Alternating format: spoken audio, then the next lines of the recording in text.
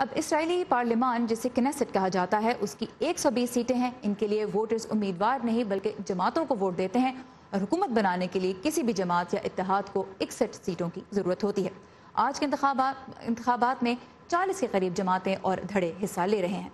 इन इंतखाबात की अहमियत क्या है, इसराइल में सियासी सोच किस तरफ जारी है और फिर ईरान के खिलाफ अमरीका का नया इक़दाम भी क्या मानी रखता है, इस बारे में हम बात करेंगे वाशिंगटन में कायम अमेरिकन यूनिवर्सिटी के सेंटर फॉर इजरायली स्टडीज़ के डायरेक्टर डॉक्टर माइकल ब्रेनर से। Dr. Brenner, welcome to View 360. So, Prime Minister Netanyahu is looking at an unprecedented fifth term. What would it mean if he wins, and what would his loss indicate? Well, for him, it first would mean he would be the longest-serving prime minister in Israel's history. He would be longer in office than the first prime minister and founder of the state, David Ben-Gurion. For Israel, it would mean probably a continuation of the policy and politics of today, which for many Israelis means stability and security, but for many Israelis also means not much movement in the peace process and facing a prime minister who will be indicted for corruption charges.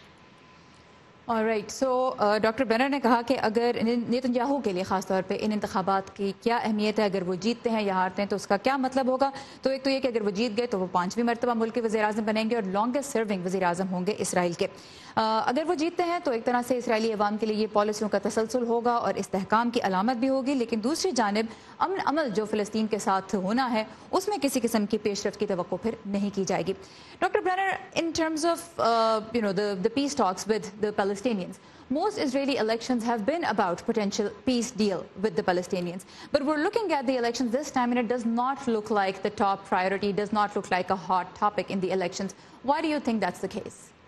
Actually, I think that has been the case in previous elections too. Many Israelis look, as people in other countries, to their economy.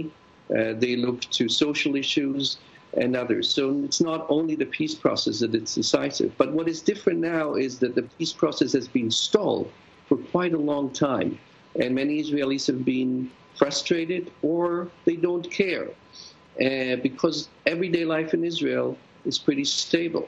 But I think, again, Israel is a very divided country. About half of the people are not happy with this, and that's why this time the challenging party, Blue and White Party, is probably the most serious challenger Netanyahu has faced so far. All right. So doctor Brenner ने हमें बताया कि न सिर्फ ये कि इस साल के इंतखाबात में फ़लस्तीन के साथ किसी किस्म के अमन मुआहदे के बारे में बातचीत नहीं हो रही, बल्कि अब एक ट्रेंड सा बन गया है। कुछ पिछले इंतखाब में भी यही देखा गया। वजह यह है कि दुनिया के दीगर मुल्कों की तरह इसराइल के भी जो अवाम हैं वो मईशत और समाजी मसाइल को अहमियत दे रहे हैं, वो उनकी तरजीहात में शामिल हैं। और दूसरी वजह यह है कि अमन अमल वैसे ही पिछले कुछ सालों से रुका हुआ है और आम इसराइली जो हैं वो उस प्रोसेस से कुछ फ्रस्ट्रेट हो गए हैं, कुछ तंग आ गए हैं, लेकिन और उनके लिए रोज़मर्रा की जो ज़िंदगी है वो बड़ी हद तक मुस्तहकम ही है, सो उनके लिए एक बहुत बड़ी प्रायोरिटी नहीं है। लेकिन ऑन दी अदर हैंड हम ये भी देखते हैं कि इसराइल बहरहाल एक बटा हुआ माशरा है, वहाँ पे भी सियासी सोच जो है वो सिर्फ एक ही नौयत की नहीं है, मुख्तलिफ सोच है लोगों की और लोग खुश भी नहीं हैं इसी वजह से कि किसी किस्म की पेशरफ नहीं हो पा रही अमन अमल पे। और इसीलिए इस वक्त जो प्राइम मिनिस्टर नेतन्याहू के जो सबसे बड़े आप कह लीजिए कि मद्दे मुकाबिल हैं बेनी गैंट्स, वो इसको एक इशू बना रहे हैं और जिसकी वजह से लोग उनको भी वोट देने में दिलचस्पी ले रहे हैं। So, Dr. Brenner, one other thing that happened just within the last 24 hours is how the American administration declared the Revolutionary Guard of Iran as terrorists. This is the move that Prime Minister Netanyahu has welcomed on Twitter. What does it mean for Israel and for greater American interests in the region? Well, first of all, I don't think it means anything in influencing the elections.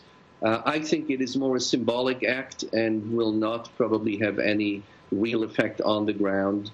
So I think this is a highly symbolic act, as so many other decisions by the U.S. government. Think, for example, the changing the location of the U.S. embassy in Israel to Jerusalem. These things don't really change much on the ground, but they are symbolic acts, and they certainly, at the moment, probably will not help to bring the Middle East closer together. Could this hurt American interests? Because there is a concern that American troops particularly could be targeted. Well, of course, that is the case. However, I would say that was the case before as well. And we'll have to see and wait. But I don't think that this is much more than a symbolic act at the moment. We'll see how what will follow up this kind of symbolic act. That's the important. Alright, so जहाँ तक Iran के पासदारान इनकलाब को एक दहशतगर्द तंजीम करार देने का ताल्लुक है अमरीका की जानिब से, तो डॉक्टर बेनर के ख्याल में इसका इसराइल के इंतखाबात पे बराह रास्त कोई असर नहीं पड़ेगा। और दूसरा उनका ये भी कहना है कि ये फैसला बड़ी हद तक अलामती है, देखना ही होगा कि इसके बाद किस किस्म के फैसले सामने आते हैं। Doctor Brenner, we really appreciate your time and your insight. Thank you very much. Thank you very much.